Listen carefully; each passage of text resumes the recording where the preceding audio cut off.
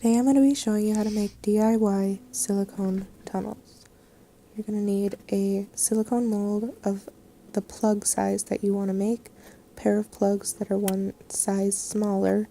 My plugs are 5/8, so I'm using 9/16 plugs, as you can see there. Then we're going to need mold release, spray the inside as you just saw me do, and then make sure to spray the outside of the mold as well. Cover the entire thing.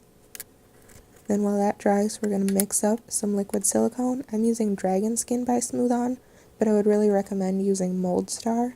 Dragon Skin is all I have, so that's what I'm going to be using today. Mix that according to the directions on the bottle, and then we're going to add our coloring. I'm using acrylic paint. It's recommended that you use Silk Pig. It's the Smooth On silicone pigment, but they didn't have the blue color that I wanted, so I'm using acrylic paint, and that worked fine as well. Thoroughly mix your liquid silicone, and then we're going to pour it into our mold, filling it about halfway. I'm going to give the top of my mold another light coating of the mold release, but that's not really necessary. I just did it to be extra safe.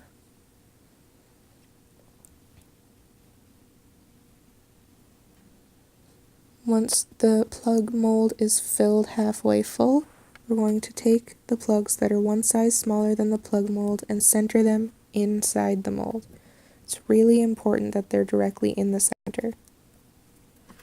Then I'm going to take my mixing stick, level off the top, and use the excess that I'm scraping off to fill any visible gaps that the silicone hadn't filled.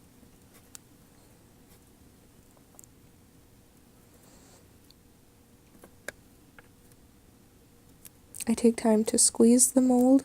It pops any air bubbles that may be trapped in the bottom.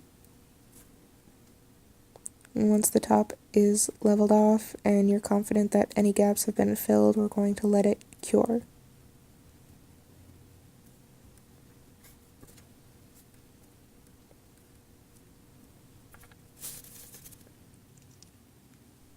Okay, it's been sitting for about a half an hour, and you can see here that the silicone is fully cured. I mentioned in my last video a good way to test how the silicone has cured. Peel off any excess around the edges. This is why it was important to spray the mold release around the entire plug, otherwise all of this stuff on the outside here would stick and you would never be able to get it off. Once you remove the plugs, you're going to take a pair of scissors and trim off any excess that is connected to the silicone tunnels.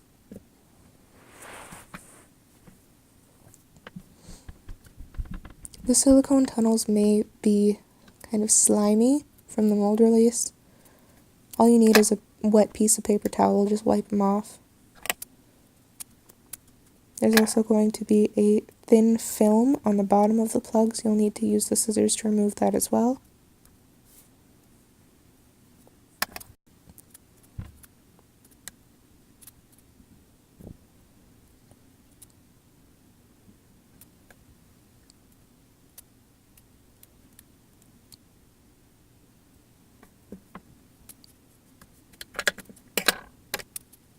Here you can see how I removed the film. I just scraped the blade of the scissors across the back of the tunnel, and then trim off any excess that's left over.